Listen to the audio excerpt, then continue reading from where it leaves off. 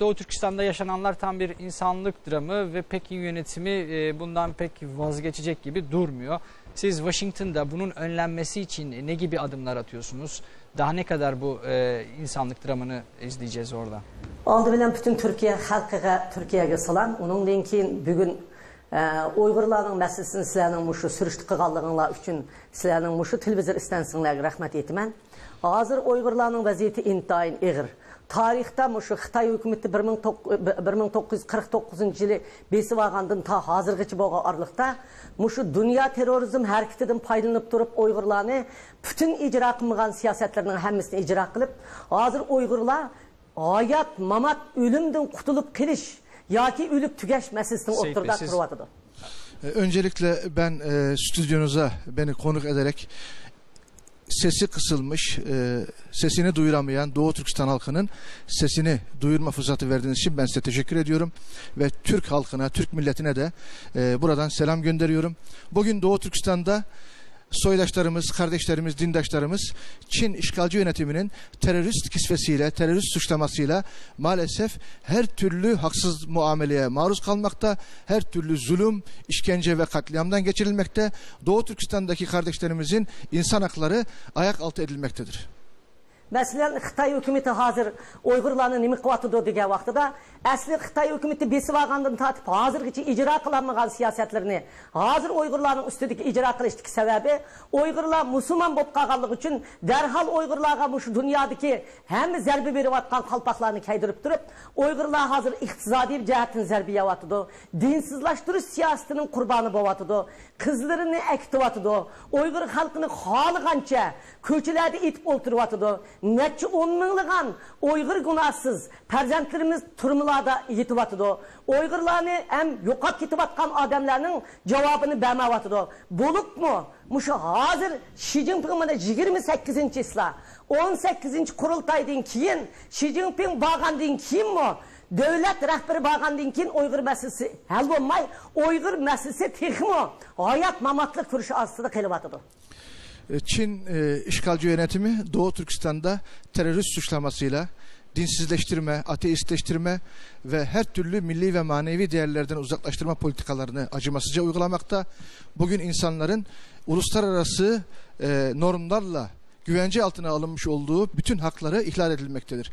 Bugün Doğu Türkistan'da insanlar maalesef Çin yönetiminden beklentileri karşılanmamakta ve son devlet başkanı 2012 yılında seçilen devlet başkanı Xi Jinping'in Doğu Türkistan'a gerçekleştirmiş olduğu resmi ziyaret sırasında dahi o bölge halkına yönelik tehdit ve yıldırma politikaları kendini göstermekte ve Xi Jinping'in ziyaretinde de terörizme karşı mücadele ve Uygur halkını nasıl bastıracaklarıyla ilgili açıklamalar ön plana çıkmaktadır. Hanım. Uygurlar hazır vatanda yaşanmay.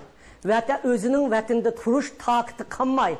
Uygurlarning avazını anlaydigan dünyada hech qanday adam tapanmay, qanday qilishini uqmagan Uygur xalqi farzandlarini, bolalarini elib, mal mulkini setib, dunyoning hamma yeriga sargandar bo'lib chiqib ketib, sargandarlik davrlarida ham u yerdan chiqishi bulangchilarning qo'lida, ham chiqqandan keyin chet ellarda o'lib, qirilib, tug'utlarda o'layotgan onalarning hammasi Xitoyning ichida özümüzün vatanida Uygurlar kanunsuz, günahsız etip öldürülüp atkan olsa, çet ellerde Uygurlar sergandarlıkta, pulsuz, namratlıkta ve aşı soğudigarlarının kolda kurban bulup ölüp atıdır. Doğu Türkistan'ın yerli halkı olan, gerçek sahipleri olan Müslüman Uygur Türkleri maalesef Çin işgalci yönetiminin bu yanlış uygulamalarından dolayı kendi vatanlarında yaşam imkanı bulamadıklarından ailesini terk edip, bazıları ailesini alarak, bazıları ailesini terk edip, vatanlarını terk edip, en önemli, en kıymetli değerlerini terk ederek sürgün hayatına tercih etmekte ve bugün geleceği belli olmayan, belki de hayatı endişesi bulunan bir yolu tercih ederek dünyanın dört bir tarafına sürgüne gitmekte. Bugün Güneydoğu Asya ülkelerinde binlerce Doğu Türkistanlı Müslüman Türk kardeşimiz Çin'deki işgalden dolayı hayatta kalabilme umuduyla sürgünde kaçak durumundadır. Bu kardeşlerimizi yolda insan kaçakçıları mağdur etmekte, bu insanlar açlıktan yolda ölmekte, bu insanlar resmi belgesi olmadığı için sokağa çıkamamakta, 30-40 kişilik gruplar halinde evlerde kalmakta, bu insanlar hastalıktan kızamıktan su çiçeğinden çocukları hayatını kaybetmekte ve bunlara dünyada sahip çıkabilecek bir ülkede maalesef yok. Ne uluslararası kuruluşlar ne de bu insanlara yardım el uzatacak bir kuruluş yok. Bu da Çin'in baskısından dolayı. Bir sorum var Rabia Hanım'a. Evet. Son sorum daha doğrusu. İdam edilen çok sayıda Doğu Türkistanlı olduğunu biliyoruz. Bunlardan kaçanların bir bölümü Türkiye'ye sığındı. Başka ülkelerde bu Doğu Türkistanlara kapılarını açtı mı? İsteyenler kaçabiliyor mu mesela? Rabia Çok Hanım sayıda Suriyeli mesela Türkiye'ye gelebiliyor ya da Orta Afrikalı başka bir ülkeye gidebiliyor. Oranın durumu nedir? Rabia Hanım'a bir sualım var deydi. Şarkı Türkistan'da biz bilimiz ki nurgun kırındaşlarımız Xitay'nınki idam cezası bilen ölüm hükmü çıkarılan kırındaşlarımız kıçı vatıdı. Bula bir kısmı Türkiye kucak açıp Türkiye'ye geldi. Lekin Türkiye'nin başka bir devlet mi hazırgacha bir devlet bu Uygur Müslümanlarga bu kaçkın bu muhacirlige ilgi çıktı mı? Bulağı panalık berdi mi? Şunu sorayım deydi.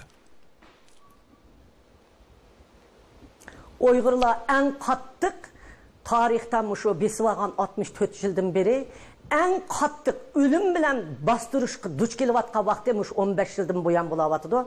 15 yıl içinde Uygur halkının keçip çıkan adamdan garip dünyasıga, Amerika kıtasıga, Avustralya'ga, Kanada'ga ve Avrupa'ga bulup 10 mingden artık Uygur siyasi panalık ep oldu. Ola Uygurlarga siyasi panalıkını verdi. Yani kalan karındaşlarımız asası cihetten Türkiye'ye keçip çıkıp Türkiye'de panalık elivatıdı. Minglarca karındaşlarımız Türkiye'de mi panalık aldı.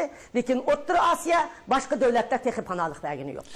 Diyor Doğu Türkistan'dan kaçan muhacir kardeşlerimizin batıya, Avrupa'ya, Amerika'ya, Kanada'ya ve değişik ülkelere gidenler de var. Ama asıl bize sahip çıkan çok miktarda Doğu Türkistanlı kardeşimizi, binlerce kardeşimizi bağrına basan Türkiye Cumhuriyeti Devleti ve Türk milleti. Maalesef Orta Asya Türk Cumhuriyetlerindeki kardeşlerimiz yine Çin'in baskısından dolayı henüz böyle bir himaye, böyle bir kucaklama maalesef gerçekleştiremedi. Evet, Rabia Hanım'a çok teşekkür ediyoruz. Washington'dan bizim... Garip dünyasının elini kalla onun. Şu ana kadar batıdan kabul gören batıya şu ana kadar 10 bine yakın batıya göç ve iltica oldu. Bunlar kabul edildi diyor. Mikrofonu... Ben ahırda bir gipim bakıldı. Bu gipimini defasla. Oldu. Ben Türkiye'deki kandak teşkilatlar, kandak göz karşıdaki adam buluştun kat'i nazar. Doğu Türkistan meselesi, Uygur meselesi ortak umumi Türk halkının milli menfaati bulup ortak bizge yardım kılışını yardım kuvveti yanımı ilgilenişini ümit kılımı. Ben diyor son bir ricam ve teşekkürüm diyor. Doğu Türkistan davası, Doğu Türkistan meselesi Türk milletinin, Türk halkının ortak bir meselesidir. Bu iktidarı ve muhalefeti, bütün sivil toplum kuruluşlarının ortak bir meselesidir.